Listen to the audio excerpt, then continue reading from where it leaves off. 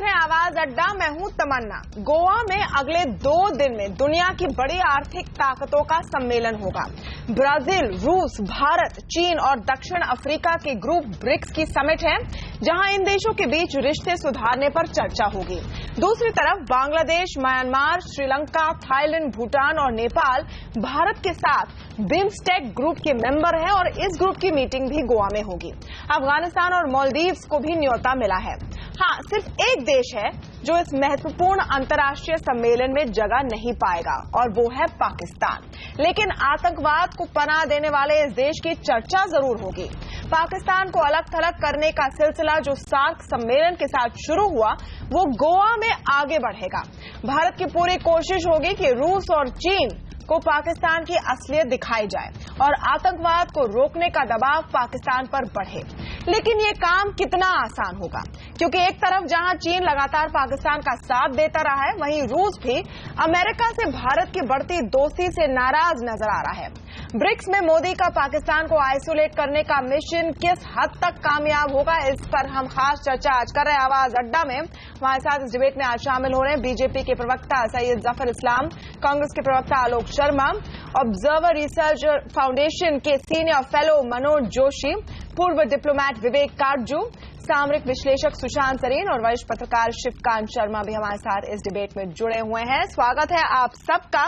सबसे पहले काटजू जी, ब्रिक्स और बिम्स्टेक, इन दोनों मीटिंग्स के बीच में पाकिस्तान का मुद्दा किस हद तक हावी रहेगा आपके मुताबिक?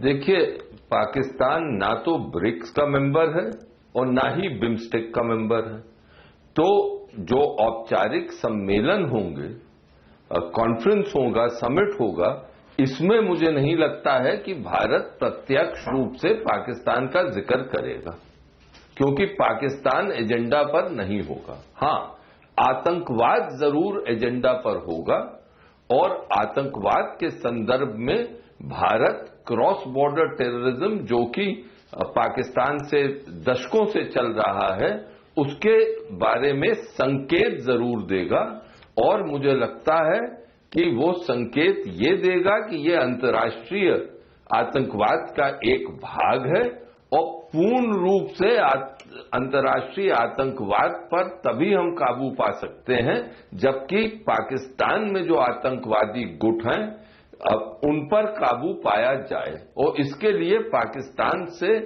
मांग की जाए कि वो इन पर रोक लगाए। हां, दूसरी चीज, जो साइडलाइंस पे जो पक्षीय बातचीत होगी, मुझे लगता है ये बिल्कुल ठीक होगा अगर प्रधानमंत्री ये कहें अपने समकक्षों से कि भारत का सब्र अब खत्म हो गया और भारत वो सब कदम उठाएगा अपनी सुरक्षा के लिए, अपने सामरिक हितों के लिए, पाकिस्तान के आतंकवाद के खिलाफ जो वो आवश्यक समझता है। इससे रूस और चीन दोनों ही भारत के संकेत समझ जाएंगे। हां, रूस ने, मैंने पढ़ा था कहीं कि रूस ने इशारा किया था कि वो जो सर्जिकल स्ट्राइक हुई है वो उनका उद्देश्य और उनका लक्ष्य समझता है। ओके, रूस सर्जिकल स्ट्राइक्स का लक्ष्य और उद्देश्य समझता है, लेकिन आते हैं डिबेट के मेन सवाल पर। जफर इस्लाम से पूछते हैं। जफर इस्लाम, अगर हमारा प्लान है और ये नजर आ रहा है साफ साफ तौर पर, जब मोदी जी मिलेंगे पुतिन से और फिर शी जिनपिंग से मिलेंगे, हमारा प्लान है कि जो आइसोलेशन की स्ट्रेटेजी हमने शुरू की थी सार्क सम्मेलन से, वो यहां पर भी हम आगे बढ़ाएं, ग्लोबल स्टेज पर पाकिस्तान को अलग थलग करें। लेकिन देखिए कि हमारे सामने कौन खड़ा है। एक तरफ चीन जो पाकिस्तान को फंड करता है और दूसरी तरफ रूस जो इस बात से थोड़ा सा नाराज है कि हम अमेरिका के कितने नजदीक आ गए हैं। देखिए, जो फॉरेन पॉलिसी होती है उस पर सबसे पहले जो उसका फोकस होता है नेशनल इंटरेस्ट होता है। तो हमारी जो भी फॉरेन पॉलिसी रही है पिछले 2 सालों में इंडिया गवर्नमेंट की, उसमें प्राइमरी ऑब्जेक्टिव और जो सबसे पहला जो ऑब्जेक्टिव रहता है वो नेशनल इंटरेस्ट का रहता है और उसी के दायरे में फिर हम जो भी डिसीजन और इनिशिएटिव लेते हैं। इस वक्त जो है हमारे देश जो है बहुत पीड़ित है टेररिज्म से, और आप सभी को मालूम है कि टेररिज्म से हिंदुस्तान कितना पीड़ित है और इसके लिए हम कौन सी इनिशिएटिव ले रहे हैं और किस तरह के काम किए हैं पिछले 1-2 महीने में। और उससे पहले हमने फॉरेन पॉलिसी पे के मातहत किन किन देशों से इस बारे में बात की है।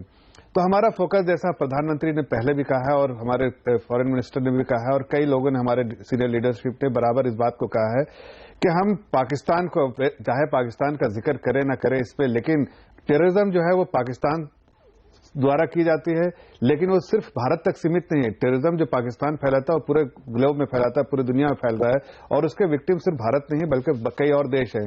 तो उसका टेररिज्म को एक जो बड़ा मुद्दा रहेगा और उसको लेके इस बात का जरूर दबाव करेंगे, चाहे वो बायलैटरल डिस्कशन हो साइडलाइन मीटिंग में या फिर उस पूरे जो समिट में, कि टेररिज्म पे कहीं ना कहीं हमारा फोकस सबसे ज्यादा रहेगा और उस पे जो उसके द्वारा हम। लेकिन मेरा आपसे सवाल ये था जफर इस्लाम कि चीन क्यों हमारी बात सुनने जा रहा है, मूड पॉइंट पे आते हैं ना। देखिए, हर नेशन अपने इंटरेस्ट के फायदे के इसमें बात करता है, चाहे वो चीन हो चाहे रूस हो।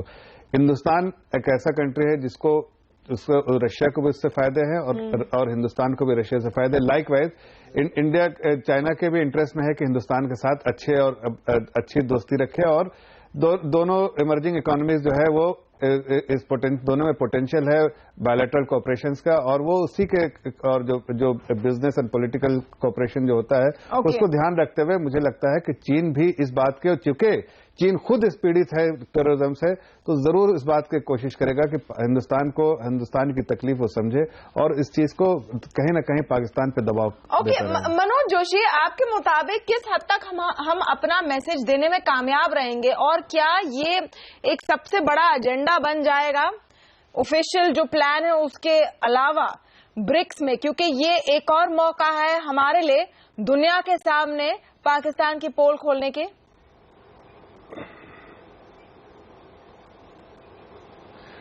देखिए, हमारी जो पॉलिसी है एक हद तक हमको ये पाकिस्तान का मुद्दा सामने रखना चाहिए, क्योंकि अगर हर कॉन्फ्रेंस में, हर प्लेटफॉर्म पे हम ये पाकिस्तान का रग लगाए रखें, तो मैं समझता हूं कि कभी ना कभी ये काउंटर प्रोडक्टिव हो जाएगा। मैं इसलिए ये कह रहा हूं क्योंकि ब्रिक्स और बिम्स्टेक दोनों ऐसी संस्थाएं हैं जो आर्थिक विकास के साथ जुड़ी हुई हैं।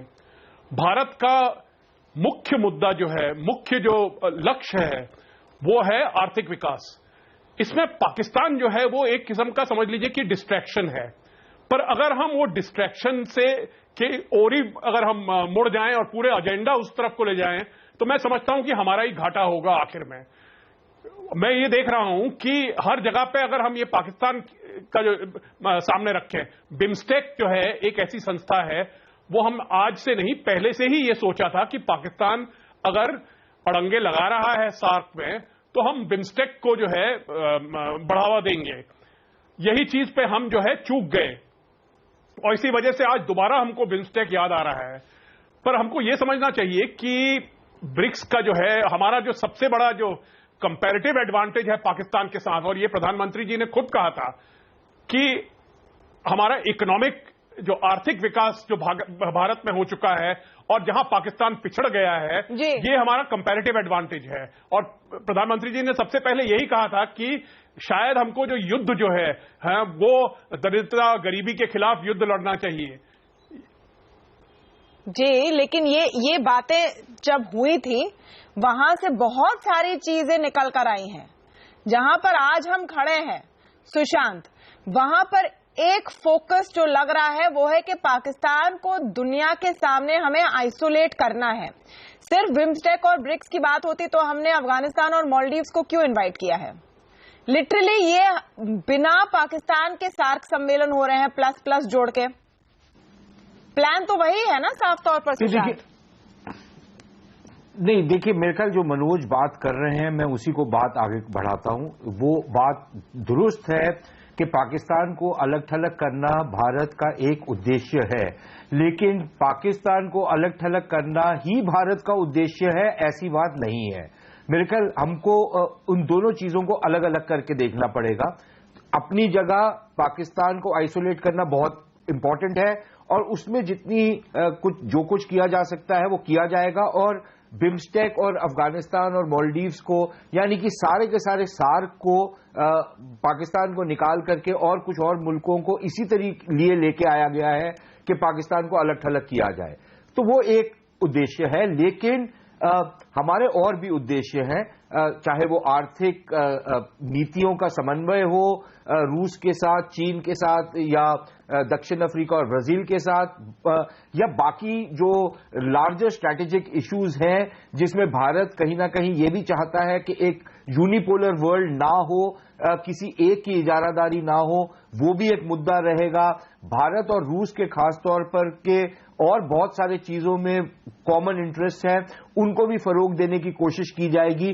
तो भारत सिर्फ अपने आप को पाकिस्तान के लेवल पर रिड्यूस नहीं करेगा, मैं नहीं मानता कि ये होगा। हाँ, आतंकवाद का मुद्दा जरूर उठेगा, लेकिन क्या वो एक केंद्र बिंदु होगा? शायद नहीं, क्योंकि एक बिंदु जरूर होगा, लेकिन केंद्र बिंदु नहीं होगा, क्योंकि इसके अलावा भी और बहुत सारी चीजें हैं जिस पर भारत को बात करनी होगी। हाँ, ये बात दुरुस्त है कि जहां पर आतंकवाद का मुद्दा उठेगा तो वो भारत की वो जो नीति है कि पाकिस्तान की जो चेहरा है दुनिया के सामने उसका निकाब निकाला जाए, तो वो जरूर किया जाएगा, लेकिन सिर्फ उसी के ऊपर केंद्रित रहेगा ऐसा नहीं होगा, क्योंकि आतंकवाद का मुद्दा रूस की जो कार्रवाई हो रही है सीरिया में उस पर भी उसके साथ भी लिंक्ड है, जो चीन के अंदर एक उइगर सेपरेटिज्म है उसके साथ भी लिंक्ड है, भारत के अंदर जो कुछ हो रहा है उसके साथ भी लिंक्ड है। तो वो एक बड़ा मुद्दा है, उसको उस पैराए में भी लिया जाएगा। सीरिया की बात आपने की वो काफी इंटरेस्टिंग है शिवकांत, क्योंकि रूस के एजेंडा में सीरिया और अमेरिका से जो उनकी प्रॉब्लम्स है इस वक्त की वो उसको हाईलाइट करना चाहेगा, वो भारत से सपोर्ट चाहेगा। हम चाह रहे कि हम पाकिस्तान के हमारे प्रॉब्लम को हाईलाइट करें और रूस हमें सपोर्ट करें। तो इस सब के बीच फोकस कहां पर दिख रहा है आपको? देखिए, आतंकवाद की बात सुशांत सरीन कर रहे थे, वो बिल्कुल सही बात है, आतंकवाद की बात उठेगी, लेकिन आतंकवाद की बात पाकिस्तान स्पेसिफिक न होकर के सीसीआईटी के रूप में उठेगी। और पिछली 2 ब्रिक्स कॉन्फ्रेंसेस में भारत ने ये बात उठाई, और दोनों ही ब्रिक्स कॉन्फ्रेंस में भारत जो है इस बात को आगे नहीं बढ़ा पाया, क्योंकि चीन इसमें बहुत रुचि नहीं ले रहा था। इस बार भी जो शुरू के संकेत मिल रहे हैं उनको देखते हुए लगता है कि चीन सुनने के मूड में नहीं है।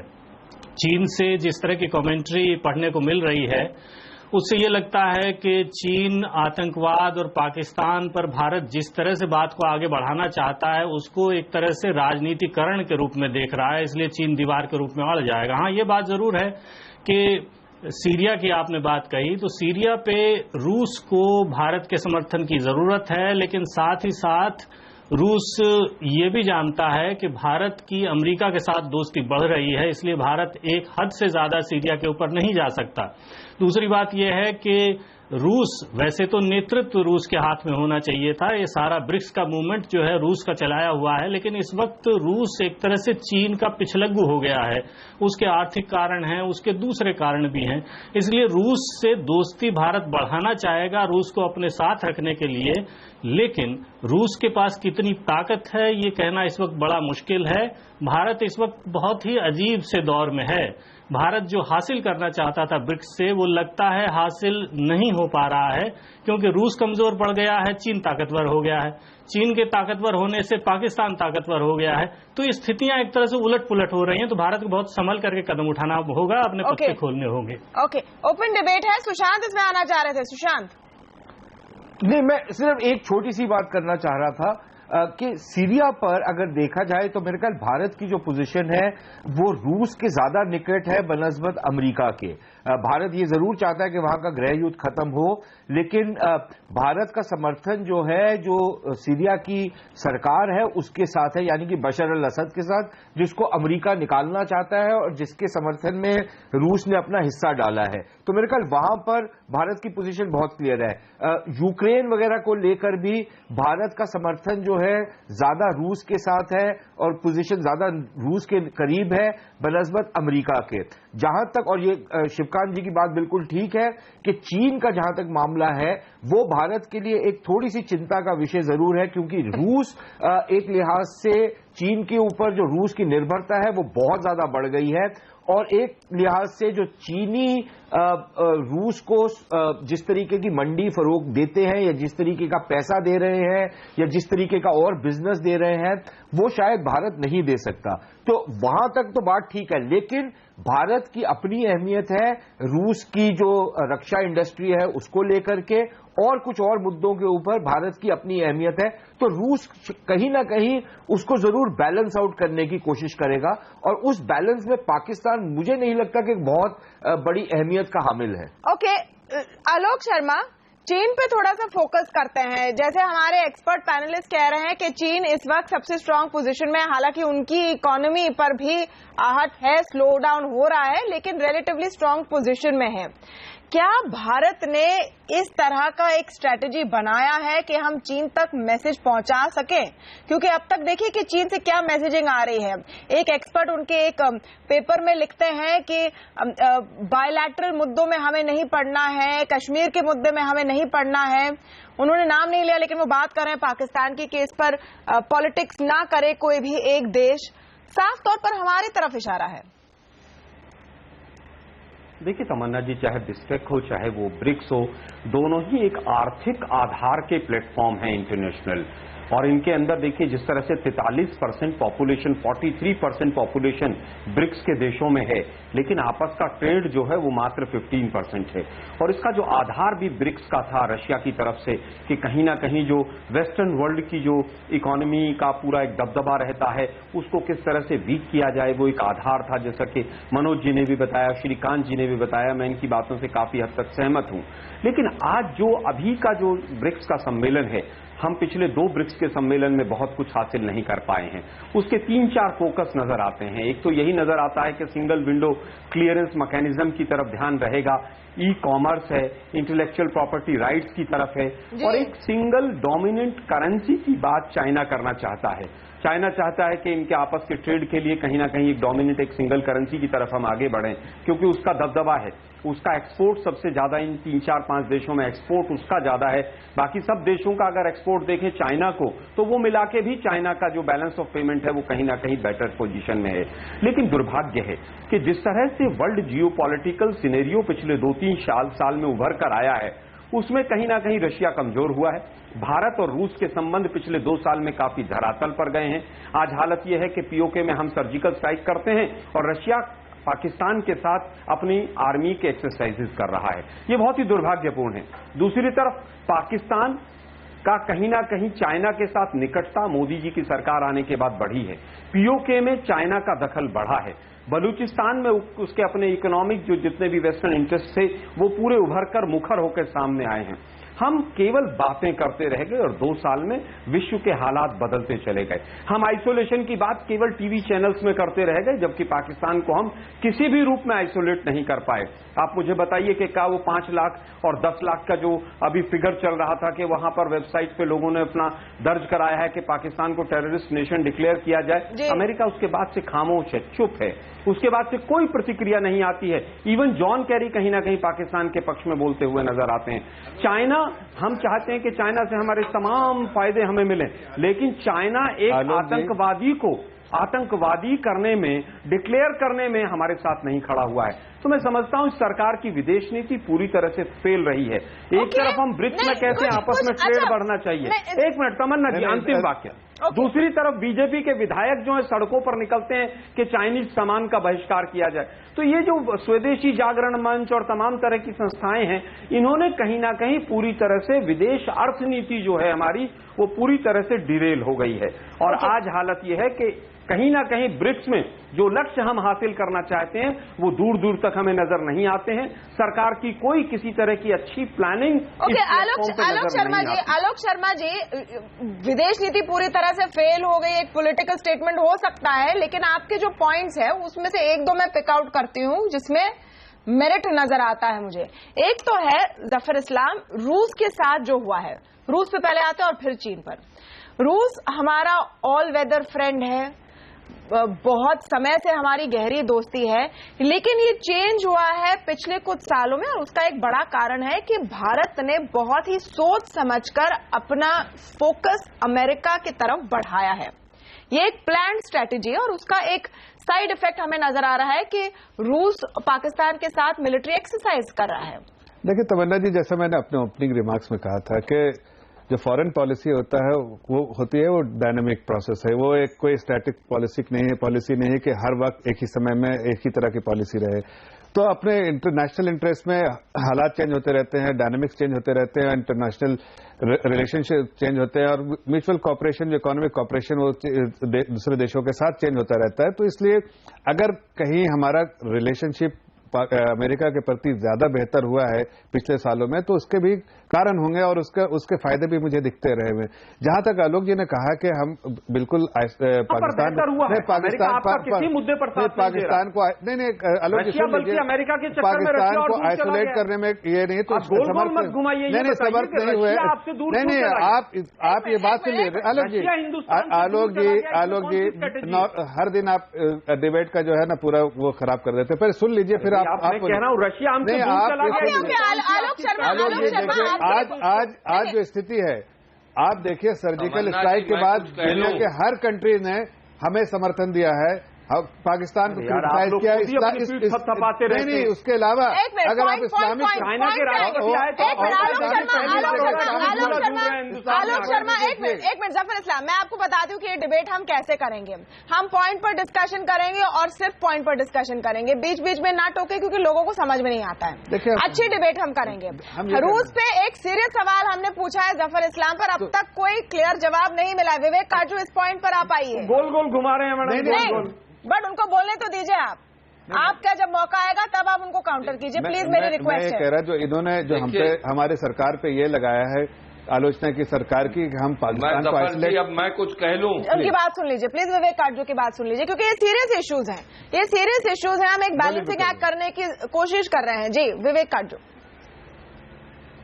देखिए, शीत युग बहुत पीछे चला गया है जब हमको रूस पर बिल्कुल डिपेंड करना पड़ता था। अब भारत के हितों की मांग है कि हम और देशों के साथ और जो महाशक्तियां हैं उनके साथ अपने संबंध बढ़ाएं। ये प्रक्रिया जो थी हमारी ग्रैंड स्ट्रैटेजी की, ये कांग्रेस के समय से चल रही है। अमेरिका के साथ सिविल न्यूक्लियर डील किसने की? मनमोहन सिंह जी ने की थी और बिल्कुल सही की थी। वही सिलसिला अब आगे बढ़ रहा है।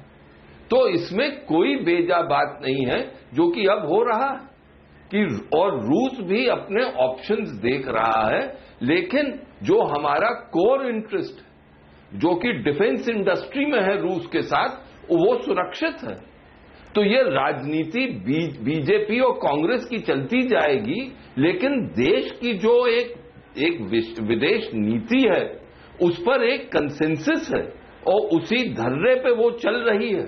और मुझे खुशी है ये कहने में कि देश का जो सामरिक वर्ग है वो इससे सहमत है और राजनीतिक वर्ग भी सहमत है। ओके, सुशांत आपका मैं व्यू जानना चाह रही हूँ। ठीक है कि अमेरिका से हमें दोस्ती करनी है, हम कोल्ड वॉर एरा में है नहीं, लेकिन जो एक मैसेजिंग हमें मिली है जब रूस ने डिसाइड किया कि पीओके में मिलिट्री एक्सरसाइजेस वो करेंगे, फिर हमने दबाव डाला तो उन्होंने एक्सरसाइजेस पीओके से शिफ्ट किए, लेकिन पाकिस्तान के साथ जॉइंट एक्सरसाइजेस जरूर किए। उस बैकड्रॉप में, उस कॉन्टेक्स्ट में आज हम रूस से कह रहे हैं कि भाई आप देखिए पाकिस्तान क्या कर रहा है। रूस हमसे कह रहा है कि देखो सीरिया में क्या हो रहा है, अमेरिका आपका दोस्त क्या कर रहा है। ये एक स्टिकी सिचुएशन है या नहीं? नहीं, ट्रिकी सिचुएशन एक लिहाज से है भी और नहीं भी है। मैं आपको समझाता हूं। देखिए, ऐसा है कि एक तो किसी और देश का जो रिश्ते होते हैं किसी और देश के साथ, वो सिर्फ हमारे ऊपर निर्भर नहीं होते, दुनिया में और बड़ा कुछ हो रहा होता है जिस पर हमारा कोई हिस्सा नहीं होता। खास तौर पर कि जिस तरीके का अमेरिका और रूस का रिलेशनशिप बना है, उसने रूस को चीन के ज्यादा नजदीक ढकेला है। अब हमने तो ना तो रूस को कहा था कि आप यूक्रेन के ऊपर हमला करें, ना हमने अमेरिका को कहा था कि आप रूस के ऊपर सैंक्शंस लगाएं। अच्छा, ये वही रूस है जो आज से कुछ साल पहले तक अपने ऊपर बड़ा गर्व करता था कि वो G7 को उसने G8 बना दिया और वो G8 का मेंबर था। उसकी नजदीकियां सारे पश्चिमी देशों के साथ, जिनके साथ शीत युद्ध के टाइम पर उनका एक तरीके का घमासान था, उनके साथ उनकी नजदीकियां बहुत बड़ी थी, फिर दूरियां आ गई। अब उसमें हम ना लेने में थे ना देने में, लेकिन हमारे ऊपर उसका असर एक लिहाज से पड़ा और उसको हमने ठीक तरीके से मैनेज किया कि जैसे काटजू साहब कह रहे हैं कि हमारा एक जो कोर इंटरेस्ट था कि हमारे को लेटेस्ट डिफेंस टेक्नोलॉजी मिली, वो हमारे को मिल रही है, वो S-400 मिसाइल्स के रूप में और बाकी सारी चीजों के रूप में। दूसरी चीज, अभी आप सैनिक अभ्यासों की बात कर रहे थे, तो भाई हमारे चीन के साथ कोई बहुत बढ़िया रिश्ते नहीं है, लेकिन भारत और चीन के सैनिक भी सैनिक अभ्यास करते हैं। वही चीज भारत और रूस के सैनिक चीन की सरहद पर सैनिक अभ्यास करते हैं। अब उस पर चीन या तो रशिया को बोले कि आपने ये क्यों किया, तो मिलकर इसको थोड़ी सी हमारे को मैच्योरिटी दिखानी चाहिए। हाँ, ये बात दुरुस्त है कि जहां तक रूस और पाकिस्तान के सैनिक अभ्यास पीओके में थे, जैसे ही उसकी इत्तलात भारत को मिली, भारत ने बड़ी सख्ती से उस पर प्रोटेस्ट किया और रूस ने उसको रोका। उन्होंने अपना सैनिक अभ्यास जारी रखा, लेकिन एक सेक्शन जो सैनिक अभ्यास का पीओके में था उसको उन्होंने रद्द कर दिया। तो मेरे ख्याल ये एक लिहाज से रूस की एक संवेदनशीलता थी भारत के प्रति, और जिस तरीके के बयानात रूस की तरफ से आए सर्जिकल स्ट्राइक्स के बाद, मेरे ख्याल वो भी उस चीज को दर्शाता है। तीसरी चीज और सबसे अहम, भारत की जो अहमियत है रूस के लिए एक रक्षा सौदों के हिसाब से, वो पाकिस्तान की अहमियत नहीं है। पाकिस्तान को मात्र 4 हेलीकॉप्टर बेचे, भारत के साथ 200 हेलीकॉप्टर का सौदा हो रहा है। इसकी कहीं पे आप तुलना नहीं कर सकते एक दूसरे के साथ, और रूस भी ये समझता है, भारत भी ये समझता है। तो मेरे ख्याल थोड़ी हकीकत पसंदाना राय अगर हम लोग रखें तो बेहतर होगा। राजनीति अपनी जगह ठीक है। ये सही है आपकी बात, हम सिंप्लीफाई भी कर रहे हैं सिचुएशन को समझने के लिए। हम नहीं कह रहे हैं कोई कट्टी बट्टी चल रही है देशों के बीच में, लेकिन एक सीरियस बात तो ये है मनोज जोशी जी कि जितना हम रूस से खरीदते थे उतना अब शायद नहीं डिपेंडेंस रही है रूस पर। हमने अपने ऑप्शंस खोले हैं, जो बढ़िया बात है, और उसका एक फॉल आउट हमारे लेवरेज पावर में भी नजर आता है।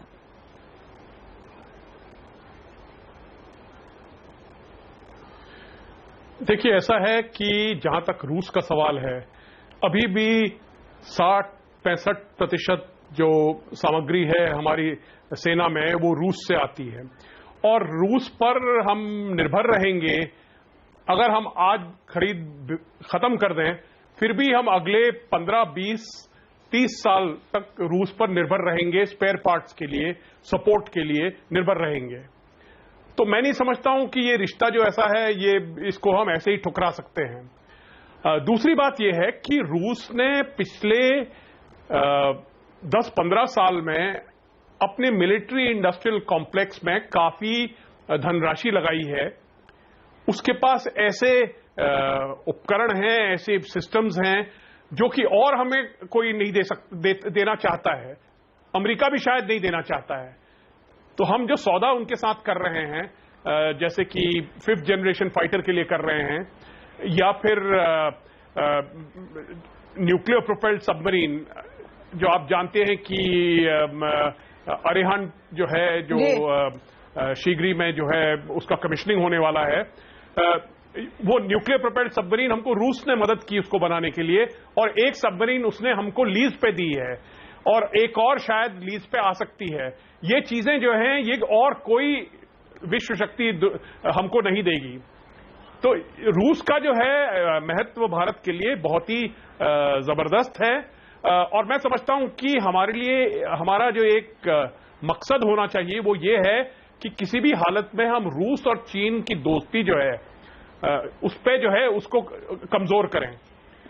और हम ये यूरोप से भी कहते हैं, अमेरिका से भी कहते हैं, क्योंकि जैसे मैंने आपसे समझाया कि अगले 20-30 साल तक जो है हम रूस पर निर्भर रहेंगे, जहां तक कि स्पेयर पार्ट्स का मामला है, डिपेंडेंसी का मामला है, हमारी जो रक्षा सामग्री का मामला है। एक और पॉइंट पे मैं आना चाहती हूं, जिसकी बात आलोक शर्मा ने ही की थी, और शिवकांत से मैं ये सवाल पूछती हूँ। आलोक शर्मा ने पूछा था कि हम दावा तो करते हैं कि हमने पाकिस्तान को अलग थलग किया है, और सार्क से हमने साफ तौर पर अलग थलग किया है, लेकिन ये कितना कारगर हुआ है, और आगे जो गोवा में हम देखने वाले हैं, ऐसे इन्वायरमेंट में हम कहां तक इसको आगे ले जा पाएंगे? शिवकांत, देखिए, कूटनीति अपनी जगह है, लेकिन असलियत को हमें मान के चलना होगा। ये सही बात है कि पाकिस्तान को हम बाकी दुनिया में अलग थलग रखने में कामयाब हुए हैं, लेकिन ब्रिक्स में हम ये नहीं कर पाएंगे, ये हमें मान लेना चाहिए, क्योंकि चीन दीवार की तरह खड़ा हुआ है। और हमें ये भी मान लेना चाहिए, और ये भारत मुझे लगता है मानता है, कि अब ब्रिक्स का नेता चीन है। रूस से हमें दोस्ती रखनी है। दोस्त चाहे कमजोर हो जाए तब भी दोस्त दोस्त होता है, उसके साथ दोस्ती तोड़ी नहीं जाती कमजोर होने के बावजूद। लेकिन असली समस्या हमारे सामने, असली चुनौती चीन है। चीन के साथ चाहे हमारे रिश्ते कैसे भी हों, चीन के साथ हमें दोस्ती बढ़ानी होगी, रिश्ते आगे बढ़ाने होंगे। अगर पाकिस्तान का हमें कुछ करना है वाकई में ब्रिक्स में या आसपास, तो हमें चीन की मदद की जरूरत होगी, कम से कम इस तरह की मदद कि चीन अपनी आपत्तियां थोड़ी देर के लिए हटा ले। और इसके लिए चीन को समर्थन की जो समस्या ये है कि हमारे पास चीन के लिए देने को है क्या। चीन आपका प्रशांत क्षेत्र में समर्थन मांगता है या चाहता है, आपने दिया नहीं। चीन और तमाम जगहों पे अमेरिका के साथ तकरार होती है, तब आपका समर्थन चाहता है, तब आप देंगे नहीं। तो समस्या ये है कि कुछ दे के ही तो कुछ मिल सकता है। हमारा तो मार्केट है, कूटनीति को ये जाना होगा, कितना बड़ा एक वेपन है जफर इस्लाम। हम क्योंकि हम कहते हैं, चलिए ये तो एक मुझे लगता है ज्यादा एक मैसेज देने की बात है कि आप चीनी प्रोडक्ट मत इस्तेमाल कीजिए, आप भारतीय खरीदे, वो प्रैक्टिकल नहीं है। लेकिन जितना बड़ा हमारा मार्केट है, क्या उसको लेवरेज किया जा सकता है चीन के साथ? देखिए, आज अगर आप देखें तो जो हम इंपोर्ट करते हैं चाइना से और जो एक्सपोर्ट करते हैं चाइना को, तो बहुत बड़ा गैप है। वही एक बहुत लेवरेजिंग के लिए बहुत अच्छी इंपॉर्टेंट पॉइंट है, इसलिए कि चाइना से हम बहुत ज्यादा इंपोर्ट करते हैं और कंपेयर टू जो एक्सपोर्ट है, जो वो बहुत छोटा सा कंपोनेंट है। तो ये जो भी आज बात सुन रहे हैं, वो उसमें सरकार की कोई बिल्कुल दखलंदाजी नहीं है, बिल्कुल सरकार उसके खिलाफ है कि ये हम चाइनीज प्रोडक्ट को जो है बाइकआउट करें। सरकार का ये मानना बिल्कुल नहीं है। सरकार तो बिल्कुल जो बायलैटरल ट्रेड है उसको और इनकरेज करना चाहती है, खास पर्टिकुलरली चाइना के साथ। वो ये भी चाहती है कि इंपोर्ट बढ़े, इंपोर्ट कम हो, लेकिन या एक्सपोर्ट हमारा बढ़े, ताकि जो गैप है वो बिल्कुल कम रहे। तो वो उस दिशा में सरकार हमारी काम कर रही है। लेकिन एक बात जरूर है, ये बात मान के चलना पड़ेगा कि देखिए, चाइना का इंटरेस्ट जो है और हमारा जो इंटरेस्ट है बिल्कुल एक जैसा, और एक तरह से नहीं, एक प्लेटफॉर्म पे आने में नहीं देना। बहुत जरूरी नहीं कि हम दोनों एक इंटरेस्ट के साथ एक प्लेटफॉर्म पे आए। हमारा जो इंटरेस्ट है वो शायद चाइना का इंटरेस्ट नहीं, चाइना का जो इंटरेस्ट है वो हमारा इंटरेस्ट नहीं हो सकता है। इसलिए कभी कभी ऐसे रोड़े आते हैं हमारे कूटनीति में, और इसका परिणाम दिखता भी है कि चाइना कभी हम दूसरे तरफ खड़े रहते हैं। जैसे फॉर इंस्टेंस एनएसजी जो है, एनएसजी के मेंबरशिप के लिए हम सिर्फ चाइना एक बॉटलनेक बन गया था, बाकी सारे एनएसजी, मसूद अजहर, ब्रह्मपुत्र की बात कर रहे हैं, ये तो मैं पिछले 3 हफ्तों की बात कर रही हूँ। और मसूद अजहर के बारे में भी वही कह रहा हूँ कि कई ऐसी चीजें हैं जहां पर उनकी जो पॉलिसी, जो इनका नेशनल इंटरेस्ट है, हमारे नेशनल इंटरेस्ट है, कॉम्प्रोमाइज बिल्कुल अलग थलग दिखता है। इसलिए कभी कभी ऐसी सिचुएशन आएगी जहां पर हमको लगेगा कि चूंकि हमारा नेशनल इंटरेस्ट डिफरेंट है, उनका डिफरेंट है, तो ऐसी सिचुएशन। लेकिन उसके बावजूद हमारी कोशिश है, हमारे सरकार की कोशिश है कि चाइना के साथ हमारे रिश्ते संबंध अच्छे हो और वो अच्छे होते जा भी रहे हैं। उस दिशा में काम हमारी सरकार कर रही है। ये बहुत ही सॉरी सर, बहुत ही वेग आंसर है आपका कि अच्छे संबंध होने चाहिए, उसकी दिशा में काम कर रहे हैं। मैं कुछ कह लूं, मैं बहुत ही एक सिंपल बात पूछ रही हूँ। मैं आपके पास आती हूँ काजू जी, लेकिन पहले आलोक शर्मा, क्या जो हमारा करीब $61 बिलियन, मेरे पास लेटेस्ट फिगर है चाइनीज इंपोर्ट्स का, जिसमें हम हर चीज इंपोर्ट करते हैं, LED, phone, wire, battery, everything, उसका क्या हम इस्तेमाल कर सकते हैं या हमको फिर चाइना को रिझाने की कोशिश करनी चाहिए? सख्त पेश आना चाहिए, रिझाने की कोशिश करनी चाहिए इस समय? आलो। देखिए, मैं समझता हूं चाइना के साथ ट्रेड की जहां तक बात है, वो सीधा सीधा हम तमाम तरह के एग्रीमेंट्स के साथ बंधे हुए हैं। चाहे वो पहले गेट रहा हो, चाहे उसके बाद वो WTO के तमाम रेगुलेशंस रहे हों, चाहे वो ग्लोबलाइजेशन के तहत हमारे बायलेटरल रिलेशंस रहे हों, उनको बहुत ज्यादा पलट पाना बहुत मुश्किल है। बीजेपी विपक्ष में थी तो बहुत हमेशा स्वदेशी जागरण मंच कहता था कि इस चीज को बंद कर दो, उसको बंद कर दो, लेकिन अभी तक 2.5 साल में किसी चीज के ऊपर एंटी डंपिंग ड्यूटी नहीं लगी है। नहीं लगी, स्टील पे लगी है। आपको स्टील पे लगी है, नहीं स्टील पे लगी। आपको मालूम होना चाहिए, स्टील पे आज स्टील इंडस्ट्री रिवाइव की बिकॉज हम लोगों ने एंटी डंपिंग ड्यूटी लगाई। अरे सर, वो स्टील इंडस्ट्री पे क्यों लगी? अरे सर सुन तो लीजिए ना, स्टील इंडस्ट्री पे पहले से लग गई थी, हमारे समय पे ही लग गई थी। आप गलत बता रहे हैं।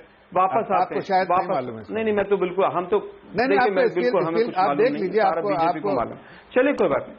अरे सर मान ली बात आपकी हमने, आप हमें केवल ये बता दीजिए स्टील के ऊपर एंटी डंपिंग ड्यूटी लगाने के बाद उसके बाद क्या हुआ उसका, क्या हमारी यहाँ पर रिकवरी हो गई? क्या वहां से हमारा जो आयरन ओर जाना था वो बंद हो गया?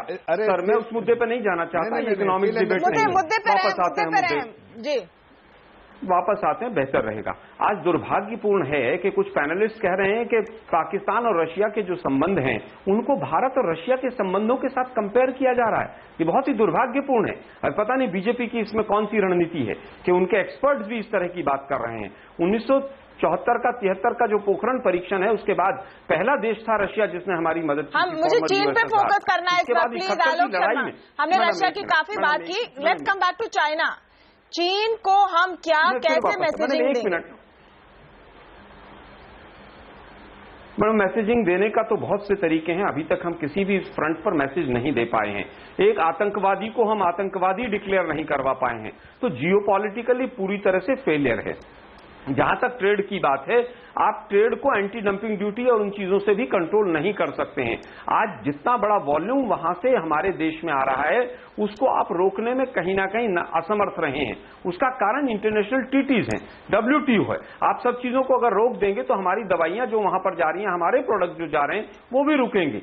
लेकिन जिस तरह से चाइना और पाकिस्तान की नजदीकियां बढ़ी हैं उसमें कहीं ना कहीं डिप्लोमेटिकली हम लोग फेल हुए हैं। काटजू साहब की बात मुझे अच्छी लगी कि सिविल न्यूक्लियर डूल वाली जो हमारी पॉलिसी थी उसको आगे बढ़ाया जा रहा है, लेकिन यही भारतीय जनता पार्टी थी जो कहती थी कि सिविल न्यूक्लियर डील करने के बाद अमेरिका को हमने सारे हित बेच दिए, आज अपनी पीठ थपथपा रहे हैं। लेकिन हमने रशिया के साथ भी बैलेंस रखा था।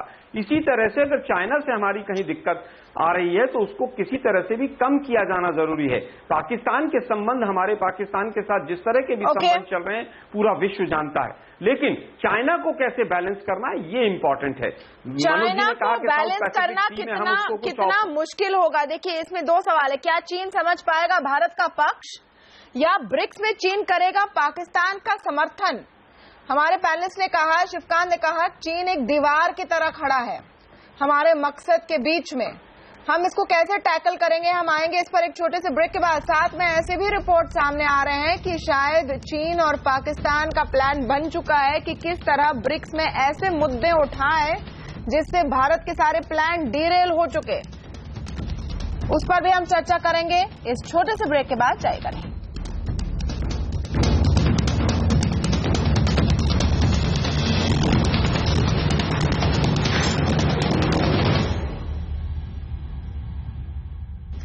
पाकिस्तान को घेरने का पूरा प्लान बन चुका है। गोवा में ये प्लान एग्जीक्यूट होगा। मौका है 8वीं ब्रिक्स समिट का।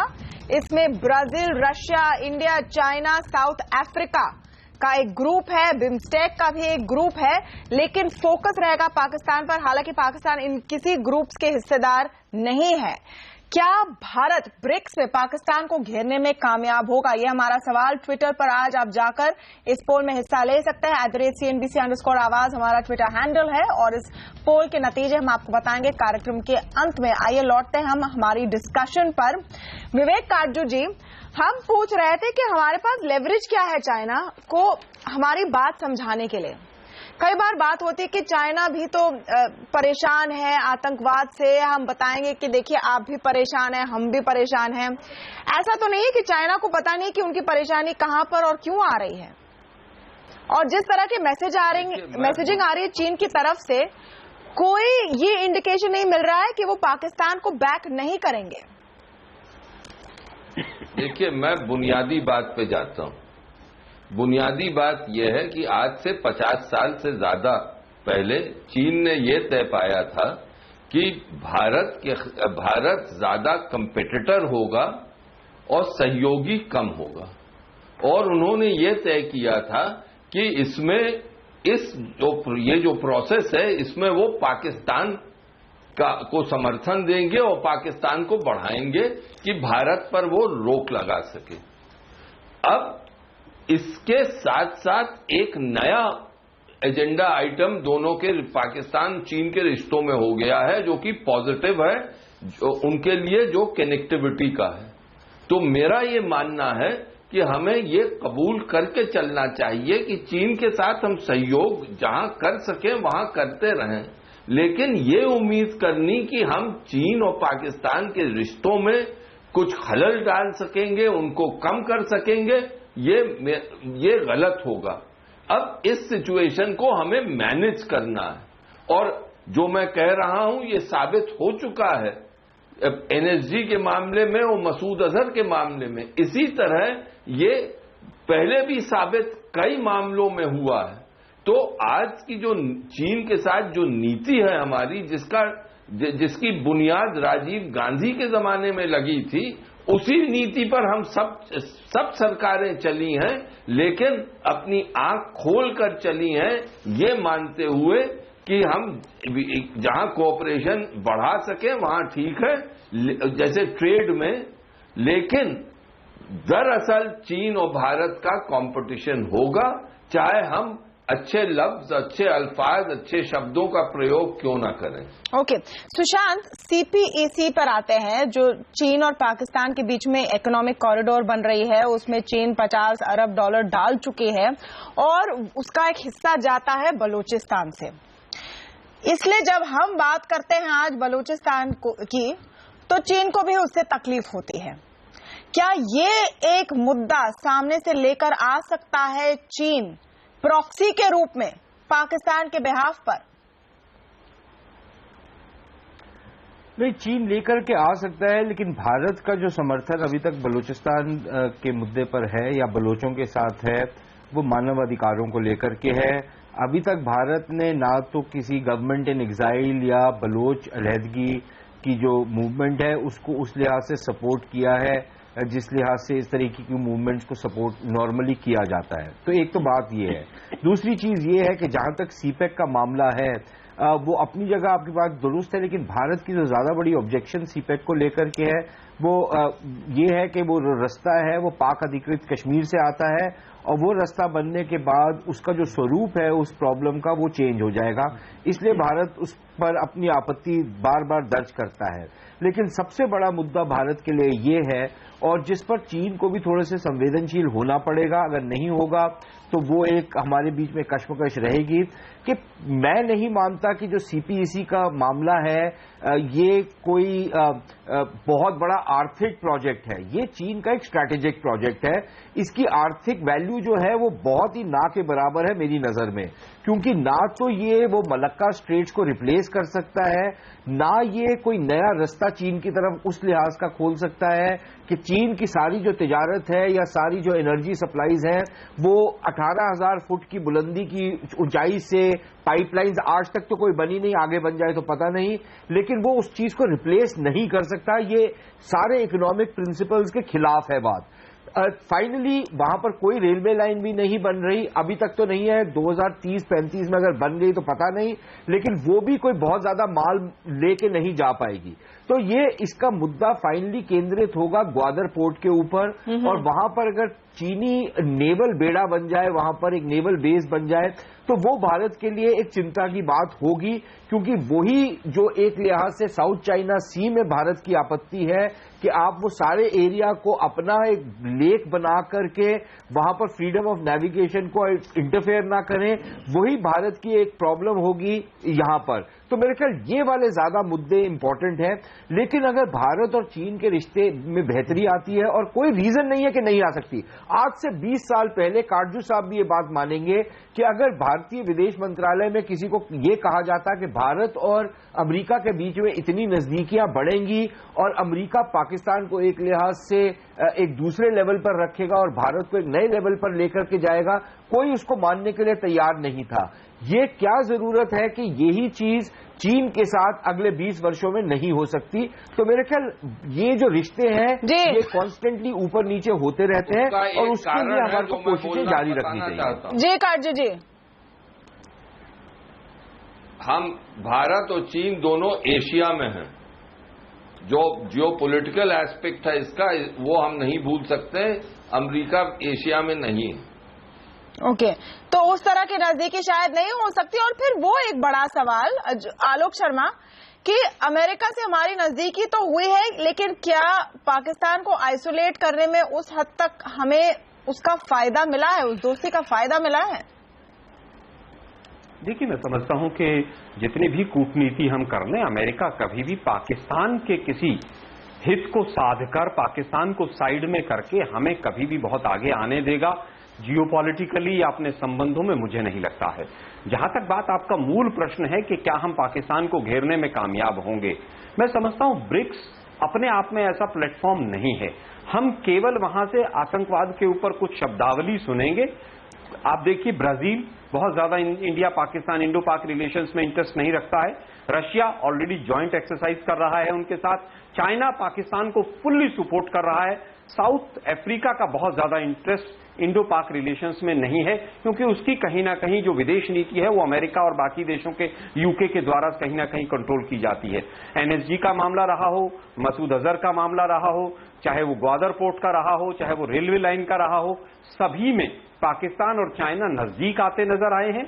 और जिस तरह की विदेश नीति अभी नजर आ रही है, हमें कहीं नहीं लगता कि हमारी सरकार पाकिस्तान को ब्रिक्स जैसे प्लेटफॉर्म पे किस एंगल से अलग करेगी। क्या किसी से सैंक्शन लगवा पाएंगे? अरे भाई, जब हम ही मोस्ट फेवर्ड नेशन के लिए पार्लियामेंट का सेशन नहीं बुला पा रहे हैं और उसको कैंसिल नहीं कर पा रहे हैं, तो हम ब्रिक्स जैसे प्लेटफॉर्म पे कैसे करेंगे कि हम पाकिस्तान को अलग कर देंगे? देखिए आलोक जी, ये तो हमारी कूटनीति है जिसका असर साफ साफ दिख रहा है कि पाकिस्तान आज ऑलरेडी अलग थलग पाया जा रहा है।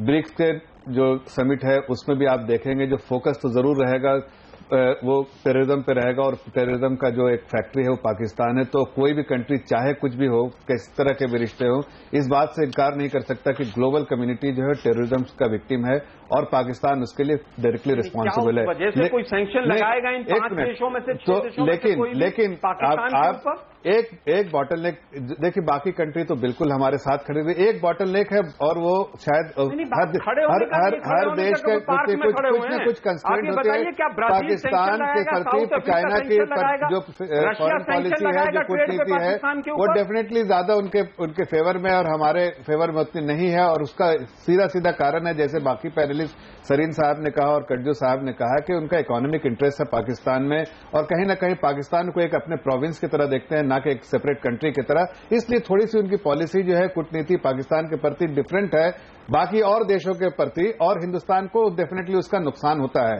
लेकिन हमारी जो कोशिश है वो पाकिस्तान को अलग थलग करने में बिल्कुल हम कामयाब हुए हैं।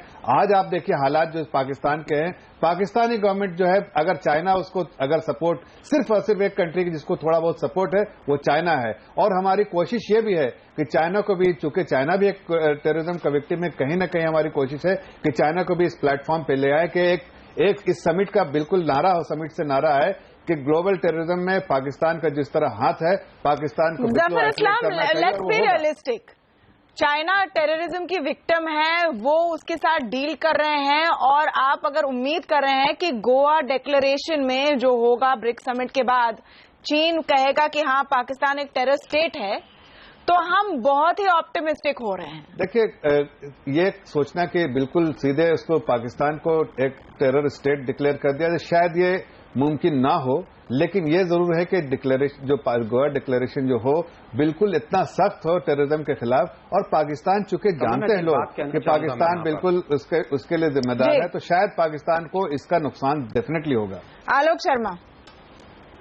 तमन्ना जी, मैं समझता हूं कि बैक चैनल डिप्लोमेसी जो विदेश नीति की होती थी, इस सरकार के आने के बाद, क्योंकि विदेश मंत्रालय ही डिफंक्ट पड़ा हुआ है, विदेश मंत्री केवल कुछ लोग कहीं फंस जाते हैं, उनको लाने तक का काम करती हैं, उनको मीटिंग्स तक में नहीं बुलाया जाता है, वन मैन शो चल रहा है। बैक चैनल डिप्लोमेसी बिल्कुल अस्त व्यस्त हो गई है, और यही कारण है कि आज हम कहीं पर भी कोई कंक्रीट रिजल्ट नहीं दे पा रहे हैं। 2.5 वर्षों में हम चाइना को किसी भी इंटरनेशनल प्लेटफॉर्म पे एक भी बात मनवाने भाई, आप कांग्रेस की सरकार ने क्या किया था? आप बार बार 2 साल में बात कर रहे, पिछले 6 दशक में क्या किया आपने? पाकिस्तान एक मिनट, लड़ाई नहीं करेंगे, लड़ाई नहीं करेंगे, हम लड़ाई नहीं करेंगे। फॉरेन पॉलिसी ऐसी। मनोज जोशी जी, अच्छा मनोज जोशी जी, रूस और चीन की हमने काफी बात की। जो दूसरे इन्वाइटीज हैं इस गोवा समिट में, उनकी बात करते हैं। बिम्स्टेक में थाईलैंड भी आ रहा है, म्यांमार है, दूसरे देश है, मालदीव्स, अफगानिस्तान को हमने बुलाया हुआ है, नेपाल है, भूटान है। बेसिकली हम सार्क समिट कर रहे हैं पाकिस्तान को छोड़कर। पार्टी यहां पर शिफ्ट हुई है। इससे कितनी स्ट्रांग मैसेज जाएगी क्या ये एक बड़ा प्रहार है या सिर्फ एक संकेत हम दे रहे हैं पाकिस्तान को?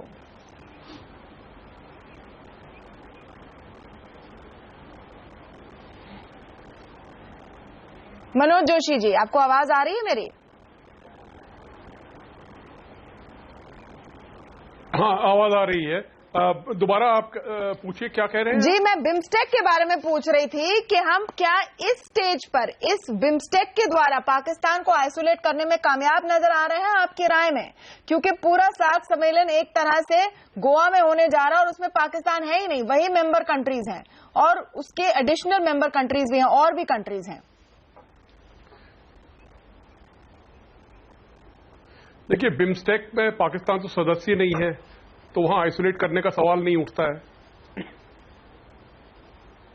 जी नहीं, मेरा पॉइंट ये था सुशांत, अगर आपको मेरा क्वेश्चन समझ में आ रहा है, मेरा पॉइंट ये था कि बिम्स्टेक द्वारा, चूंकि इस ग्रुपिंग में सारे वो देश हैं जो सार्क में है, मालदीव्स, अफगानिस्तान नहीं था, उनको भी हमने स्पेशली इनवाइट किया है, तो एक मैसेज हम दे पा रहे हैं या नहीं पाकिस्तान को? नहीं, मेरे ख्याल काफी क्लियर मैसेज है। और ये बात ठीक है कि बिम्स्टेक में वो नहीं थे, लेकिन कायदे के तौर पर तो बिम्स्टेक से ज्यादा जो एक सक्रिय ऑर्गेनाइजेशन थी वो तो सार्क थी। तो कायदे के तौर पर ब्रिक्स समिट के टाइम पर भारत को सार्क देशों को न्योता देना चाहिए था, लेकिन हमने सोच समझ करके बिम्स्टेक को बुलाया और मालदीव्स और अफगानिस्तान को साथ में बुला करके सार्क माइनस पाकिस्तान प्लस 2-3 और जो देश हैं जो बिम्स्टेक के मेंबर्स हैं उनको साथ में मिला लिया, म्यांमार और थाईलैंड को। तो मेरे ख्याल वो तो संदेश बिल्कुल वाज़ेह तौर पे गया। लेकिन एक चीज बड़ी इंपॉर्टेंट है कि जब हम आइसोलेशन की बात करते हैं तो हमको समझना चाहिए हम बात क्या कर रहे हैं। उसका ये मतलब नहीं है कि ओवरनाइट कोई सारे के सारे देश 190 देशों में से सारे के सारे देश मिलकर के पाकिस्तान को बिल्कुल उसको छुआछूत की तरीके से उनको बिल्कुल अछूत बना देंगे, ये नहीं होगा। आइसोलेशन का मतलब मेरी नजर में यह है कि भारत का जो बयानिया है और पाकिस्तान का जो बयानिया है उसमें से किसके बयानिया को सुना जा रहा है, और क्या पाकिस्तान का जो एक नैरेटिव है दुनिया भर में कि कश्मीर को लेकर के, भारत को लेकर के, या भारत का जो नैरेटिव है पाकिस्तान के आतंकवाद को लेकर के, भारत का मेरे ख्याल नैरेटिव सुना जा रहा है और पाकिस्तान के नैरेटिव को जूती की नोक पर रखा जा रहा है। ये एक आइसोलेशन का एक पैरामीटर है जिसको हमको अंडरस्टैंड करना चाहिए, और वो सिर्फ खित्ते में भी है, मतलब कि सार्क के जो 5 देश हैं उन्होंने यही चीज बोली, बाकी भी देश भारत के साथ ज्यादा खड़े हुए हैं, रूस ने भी यही बात मानी। तो मेरे ख्याल उस लिहाज से पाकिस्तान को अलग थलग करने में हम सक्सेसफुल हुए हैं। हाँ, सैंक्शंस नहीं लगी, लेकिन क्या हम अमेरिका के कहने के ऊपर रूस के ऊपर सैंक्शंस लगाएंगे? तो हम ये कैसे तवक्को कर सकते हैं कि जब हम कहेंगे शिवकांत, अंत में आपसे मैं पूछना चाहूंगी जो एक पॉइंट मनोज जोशी ने रखी थी बिल्कुल शुरुआत में, कि क्या हर जगह पर भारत को पाकिस्तान के हमारे मुद्दे को इतना इम्पोर्टेंस देना चाहिए? सार्क में तो हमने बात की ही, यूएन में भी हम बात करेंगे, अब ब्रिक्स किया हमने, ब्रिक्स और बिम्स्टेक में भी हम पाकिस्तान की बात करेंगे। क्या इसमें एक साइड इफेक्ट हो सकता है कि हम भी पाकिस्तान के लेवल पर जा रहे हैं जहां वो हर जगह कश्मीर कश्मीर कश्मीर की बात करते रहते हैं? नहीं, ये बात तो हम कर रहे हैं ना कि भारत के राजनयिक इसको इतना तूल दे रहे हैं नहीं दे रहे हैं, ये तो भारत के राजनयिक जानते हैं। मुझे नहीं लगता कि पाकिस्तान के मामले को इतना तूल दिया जा रहा है। मुझे लगता है कि 2 व्यावहारिक स्तर पर लक्ष्य हैं। जो पहला वाला लक्ष्य है वो ब्रिक्स वाला जो लक्ष्य है, ब्रिक्स वाले लक्ष्य में पाकिस्तान की बात जरूर आएगी आतंकवाद के मामले पे, लेकिन कोशिश ये हो रही है कि जो CCIT है, जो आतंकवाद को लेकर इंटरनेशनल कन्वेंशन का भारत का लक्ष्य है, उस पे एक तरह से आम सहमति हो और घोषणा पत्र में अगर उसका जिक्र आ जाए, उसमें सारी समस्या परिभाषा को लेकर के है कि आतंकवाद की परिभाषा क्या हो। हालांकि हमने ये भी मैसेज दिया है कि परिभाषा जब तक हम बनाते रहें उसके पहले हम एक्शन करें। हमारे NSA ने आज की मीटिंग में वही मैं बात कर रहा हूं कि परिभाषा माइनस जो है जी, परिभाषा बनाते रहेंगे माइनस घोषणा पत्र में। ओके, हम और दूसरा, बिम्स्टेक में भारत की तरफ से ये कोशिश होगी कि किसी तरह से बिम्स्टेक के घोषणा पत्र में अगर आतंकवाद का और परोक्ष रूप से पाकिस्तान की भर्त्सना का एक तरह से जिक्र हो जाए तो ये सबसे बड़ी उपलब्धि होगी। चलिए आइए हम देखते हैं हमारे व्यूअर्स क्या कह रहे हैं। हमने पूछा था कि क्या पाकिस्तान को ब्रिक्स में घेरने में कामयाब रहेगा भारत, 85% कहते हैं हाँ, और ये वाकई एक बड़ी उपलब्धि होगी भारत के लिए कि अगर हम पाकिस्तान को सबक सिखाना चाहते हैं तो हम एक इंटरनेशनल प्लेटफॉर्म पर उसे घेरे। कहीं पर एक सिनेमा हॉल में एक पिक्चर को रिलीज ना होने देने से पाकिस्तान को शायद वो मैसेज नहीं जाएगा जो एक ब्रिक्स समिट से जा सकता है, और वो हमारी प्रायोरिटी होनी चाहिए। बहुत बहुत शुक्रिया आप सबका आज हमारे साथ आवाज अड्डा में जुड़ने के लिए। नमस्कार।